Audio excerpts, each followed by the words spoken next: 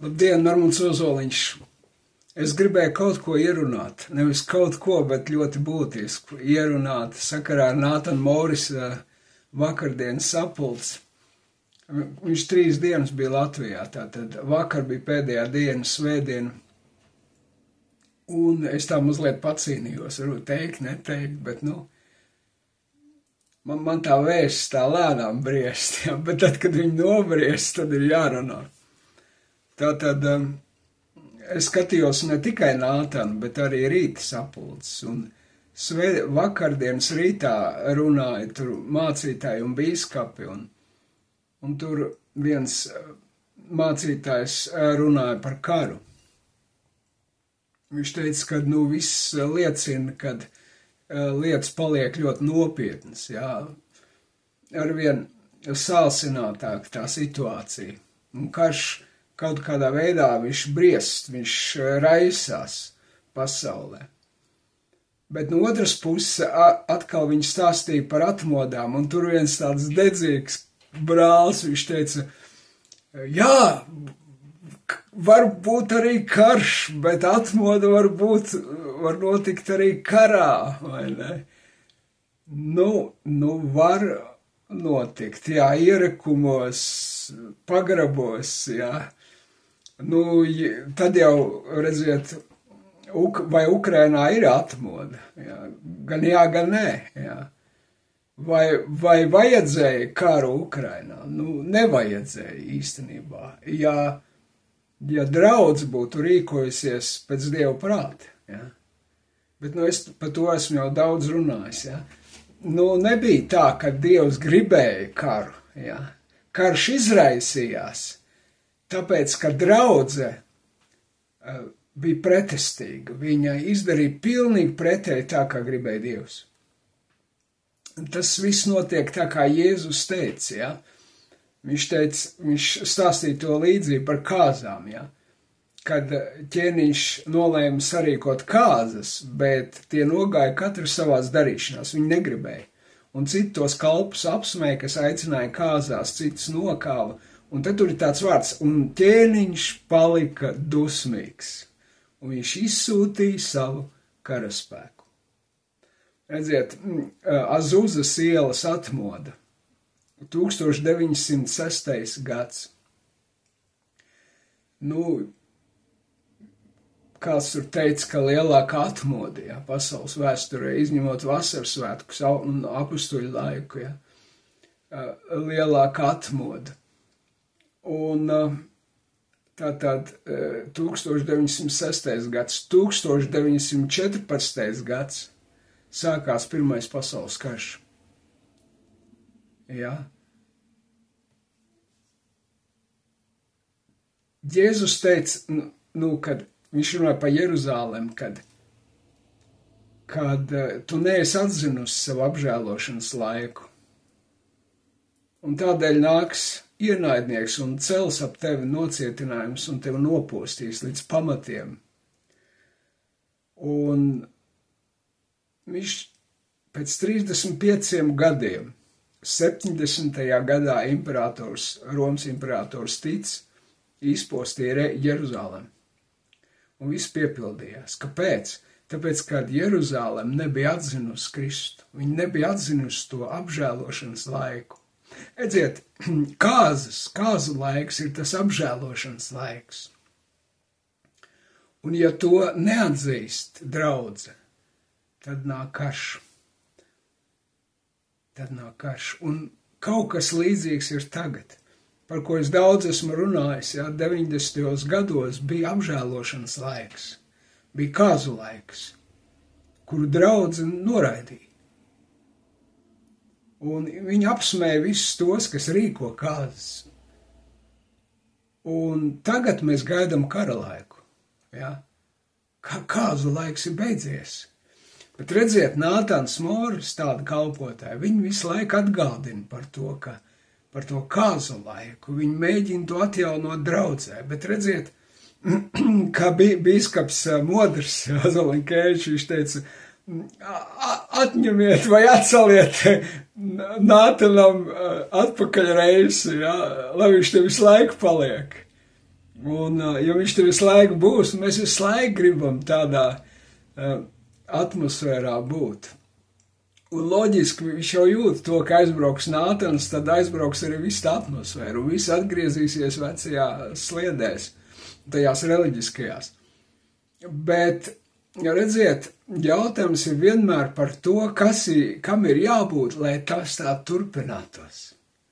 Lai turpinātos tas Nātana Moris laiks, vai kad viņš ir šeit. Ir kaut kam jānotiek draudzē, redziet. Tas viss ir par draudzi, draugi mīļie, tas viss ir par draudzi. Man tā bieži pārmet, Ozoliņ, tu pret draudzēm tu uzstājies, un tu pats neesi nevienā draudzē. Jā, Dievs man paņēmis ārā, lai es runātu, jo es esmu draudzes patriots, īstenībā. Es esmu vislielākais draudžu patriots. Kāpēc? Tāpēc, ka es biju mācītājs. Un man bija viena, es jums tagad pateikšu, jā, no savas pieredzes, kā tas viss ir darbojas, redziet. Es biju mācītājs un luterāņu mācītājs. Un tad, kad 90. gados nāca Dieva uguns luterāņu baznīcā, man bija tikai viens mērķis – uzturēt to uguni. Un es varēju visu pakārtot tai ugunī. Es biju tā kā Nātans teica, ja, viņš tur minēja, ka Mozes bija gan eģiptietis, gan ebrejs, jā, divi vienā, tā kā viņš. Bet es biju kaut kas līdzīgs, es biju gan luterāns, gan arī tas svētā gara cilvēks, jā, un man bija tā kā jābūt uz abām pusēm. Es turēju svētdienās luterāņu dievkalpojumus, bet piekdienas vakaros mums bija svētā gara sapulces. Un man bija tikai viena sapratne, kad ir jānotur tā uguns, kas ir nākusi, ir jānotur pa katru cenu. Un redziet, velns, viņš neuztraucās tik daudz par citām lietām, ko tu dari, bet viņš uztraucās tikai par vienu lietu, par Dieva uguni, kuru tu uzturi savā draudzē. Un viņš tev piedāvās visu iespējamo, lai tu to samainītu pret kaut ko citu. Visas labas lietas viņš tev piedāvās, alfa kursus, tur visādas skolas, visādas tur misijas, evanģelizācijas, bībeles skolas, teoloģijas kursus un tā tālāk. Zupas virtuves, tur palīdzības darbu, diakoniju, ielu evanģelizāciju, lai tu tikai būtu aizņemts ar kaut ko citu, nevis ar to Dievu uguni. Jo, kamēr Dieva uguns deg draudzē, tikmēr vēlnam ir beigas, viņš nevar te tik klāt, viņš nevar valdīt, viņš nevar izpostīt, saprot? Viņš nevar. Bet viņa centrālais mērķis ir, lai tu pārstāji uzturēt to uguni uz altāra, lai tu pārstāji to uzturēt, saprot? Lai menora vairs svētajā vietā nedeg, tavā draudzē nedeg, lai menora izdziest, lai nedeg svētā uguns, saprot?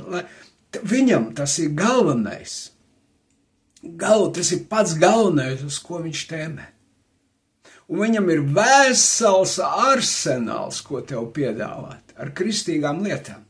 Vesels. Milzum daudz. Un, ja tu iekritīsi kaut uz vienu lietu, šīs uguns dēļ, ko tu esi gatavs samainīt pret kaut ko citu, ja, viss, viņš ir tevi dabūjis. Viņš ir tevi dabūjis atpakaļ vecajā reliģiskajā rutīnā. Vecajā. Viss. Beidzās atmoda. Atmoda sākās ar Dievu uguni. Tā tikai un vienīgi sākās, kad Dievu uguns krīt. Ja? Un tā beidzās ar to, ka Dieva uguns vairs nekrīt. Kāpēc? Tāpēc, ka tu to esi samainījis pret kaut ko citu. Viss. Un kamēr es biju mācītājs, es sapratu to, ka man tas ir pa katru cenu jāuztur. Pa vienalga kādu cenu. Un kamēr es te esmu mācītājs, kamēr vēl vanaks man nemet ārā, tas bija mans mērķis, galvenais. Un redziet, bija tā, ka Saldū, ka mēs tur noturējām savus piekdienas sapulces, savus lūkšanas. Bija tā, ka es sapratu, ka ir jālasa arī vārds. Mēs nevaram visu laiku gulēt zem svaidījumu, ka nav vārdu. Mums ir jālasa Bībeli, mums ir jāstudē vārds, jā. Un tas vārds vienmēr bija sākumā. nevis pēc slavēšanas, tā kā parasti pentekostālajā draudzēs. Tas vienmēr bija sākumā. Kāpēc? Tāpēc, kad pēc tam, kad sākās slavēšana, vairs nebija, kas klausās. Un arī es nevarēju parunāt. Jo es biju tā kā Nātans, ja, ka padarīts par pilnīgi iesācēju, par pilnīgi neprofesionālu vai viss, pilnīgi neko neadekvāts, nav vairs, viņš vienkārši iemērkts Dieva garā, viņš neko vairs nevar parunāt, tā kā Nātans bija dažreiz, ja. Kā viņš tur vakar stāstīja, ka 1:45 minūtes bija zem svaidījuma, ja. Ar mācītāju Kilpatriks, lielā sapulcē, kur visi bija zem svaidījuma. Viņš saka, es neko nevarēju parunāt, neko. Bija jārunā, bet nevar. Jo Dieva gara intensitāte ir tik milzīga, ka viss cilvēciskais apklust. Un man bija kaut kas līdzīgs. Jā, kad es tāpēc, jo nebija vārda, vajadzēja vārdu tomēr. Jā, tur bija tādi upes cilvēki, kurš mums vārdu vairs mums gars. Nē. Mēs nevaram iekrist galībās, mums vajag vārdu. Un tāpēc tas vārds bija vienmēr sākumā. Un tā, ka es biju to pabeidzis, tad bija Dieva upe, un tad vairs viss, tad bija tā, ka visi bija noslaucīti. Tu paskaties, visi guļ gar zem svaidījuma. Visi. Nav neviens kājās nestāv, bija tāda intensitāte, ja? Un tad bija atkal tādas gaviles, kad es atceros, es izēju uz ielas, ja, pie baznīcas, skatos tāds bariņš stāv garām gājējiem, un rāda pirkstu, kas tur notiek, tur tā jūtas ceļās bišķīt, ja? Tur tādas kāzas, tā atmosfēra reāli, tā kā tur būtu kaut kāds baigais rauds vai kāzas, apmēram tā, ja? Un neviens nebija pieredzis, ka baznīcā kaut ko tādu dzirdēt, saprotiet? Un es saprotu, ka es nedrīkstu to pazaudēt. Es nedrīkstu. Jo ja es to pazaudēju es pazaudēju visu. Atmodēju beigas. Un te, kad es aizgāju, man pārcēla uz Gulbeni, tur bija tieši tas pats. Es aizbraucu tur pie alkoholiķi, jā, okultisti, tur visi izvirtuļi, tur tāda atmosfēra aizbrauc, bet redz, veidojās cita straume, citi cilvēki sāka nākt, un es viņiem, tur jau bija cita mācība, es biju mācītājs, kurš mācīja viņu savādāk, es mācīju par Dievu upi, par Dievu pieskārienu, par Dievu garu, ja? Un kā mēs viņu varam piedzīvot, un mēs sākām viņu piedzīvot Gulbenē, un tur bija tieši tas pats. Man bija svarīgi, kamēr man te ir autoritāte, kamēr es esmu mācītājs, lai uguns neizdziest uz altāru. Viss. Un tad, kad man izmeta no luterāņiem, es sāku iet uz pentekostālajām draudzēm. Un tur es domāju, ka man arī atļaus to Dieva uguni tur. Bet atšķirība bija tāda, jo luterāņos es biju noteicējis, jo es biju mācītājs. Tad uz tām pentekostāliem draudzēm, kuras gāja, tur es nebiju noteicējis, es nebiju mācītājs. Es biju kā, jauns cilvēks, kurš te tikko ienācis. Un tur bija savi noteikumi. Bet es jau gribēju to uguni. Es jau domāju, ka tur viss to uguni, tur es tāds neesmu muļķītis. Es domāju, ka pentekosti jau ir tie dzīvie, mūs apvainoja, ka mēs luterāņi tādi reliģiski sausi miruši. Un es domāju, tur jau gan to uguni varēs kurināt. Bet tur man aizliedz ātrāk nekā luterāņi. Tur neko nevarēja. Un tad tās draudzes arī aizgāja pa burbuli. Tur dažas, pie kurām, un viss viņas vairs neeksistē, dažas draudzes, kuras man neļautu uguni tur kurināt. Ja? Bet arī pentekostālajās draudzēs, redziet, neļautu uguni kurināt. Tur atļauj nātam, es neesmu bijis nekad uz modra draudz, es nekad neesmu ar viņu runājis. Es ar vecāko esmu goda bīskapu Jānu Zolinkēviču runājis, ja? Bet ar modru nekad neesmu runājis. Un man pilnīgs respekts pret modru, pret Zolinkēvičiem un tā. Bet es esmu bijis uz citām draudzēm, ja, un man tur neļāva, ja, neko. Arī pentekostām, harizmātiskām draudzēm. Nu, un tā, jo tur ir savu noteikumu, un atkal ir tā reliģiskā rutīna, redz, ko velns tev ir piedāvājis, ka tev tā ir jātur. Kāpēc? Lai tu nepiedzīvot Dievu uguni, lai tu neliktu viņu pirmajā vietā, lai tu pirmajā vietā liktu to reliģiskos rutīnu noteikumus. Tas ir tas. Tā cīņa par to, ko tu izvēlēsies, kam tu dosi, ko tu liksi uz altāra. Ja? Vai tu uguni? Vai, teiksim, tu teiksi, ka jābrauc visiem uz kaut kādu bībeles skolu un tagad jāmācās. Tu uguni jau pēc tam, kad tu izmācīsies, tā būs uguns. Tā ir pievilšana. Tu uguni vajag tagad turpināt to visu, turpināt. Saproti? Un tādēļ es esmu palicis viens īstenībā. Un tad bija visāds grēks arī. Grēks jānāk. Atmoda aptur grēks. Jo redzi, kad uguns krīt, ja, tad arī ir tā daļa, ja, kad cilvēki, sāk legalizēt grēku. Viņi domā, ja Dievs ir atnācis, tad viņi var visu. Ja. Bet grēks samaitā visu. Un es atceros, kā saldū Dieva uguns gan krita, bet grēks, ja cilvēki caur kaut kādas fiktīvas laulības, ja, kaut kādas nepareizas attiecības. Un redzi, un cilvēks sāk grēkā iet atpakaļ. Viņi sāk grēkot, un tas grēks arī. Tu nedrīkst ļaut cilvēkiem grēkot. Tev ir jābūt stingram pret grēku. Ja? Jo grēks samaitā visu. Viņš izposta. Viņš atkal grēka dēļ Dievs nevar būt ar mums. Tikai grēka dēļ.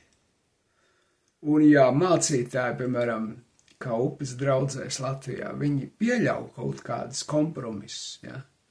Ar grēku. Viss. Dievs saka, es nevaru būt. Un atmoda atkal beidzās.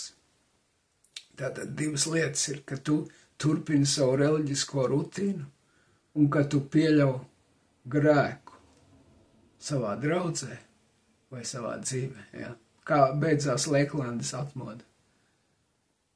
Ja? Leiklandes atmoda. Ka kalpotais līderis sāk grēkot, viņš krita grēkā, viņš pārkāpa laulību. Tots Bentlīs. Bet līdz tam tur pravieto, līdz Jēzus atnākšanai te būs Dieva uguns. Ne? Dieva uguns izzīs tūlīt, momentāli, viss beidzās, kad kalpotais krita grēkā. Jā. Tādēļ šīs divas lietas, jā. Neviet atpakaļ reliģiskajā rutīnā, bet upurēt visu labo, visu pat labo, lai tikai uguns neizdziest. Jo, ja izdzisīs uguns, viss beidzās. Un velns tad var darīt, ko viņš grib. Viņam ir dota vieta. Ja ugunī nav dota vieta, tad velns nāk tajā tukšajā vietā. Un otra lieta ir par grēku, redz. Un es esmu palicis pilnīgi viens, tādēļ, ka es esmu runājis atklāti. Un es esmu pat tagad, draugi mīļie, es vienalga, vai slims es esmu, vai viens, jā, es neesmu pazaudējis to Dievu uguni. Jā, es neesmu pazaudējis. Es atrodos viņā. Kaut vai viens, bet viņā. Es atrodos tai Dievu ugunī. Ja? Un tādēļ tas ir par to, draugi mīļā. Un ja mēs negribam karu piedzīvot, mums vajag to Dievu uguni paturēt. Mums vajag. Jā. Mums vajag. Labi, paldies, ka klausījāties, un tāds mums pārdoms pēc Nātana sapulcē. Lai Dievs svētī vislabāk.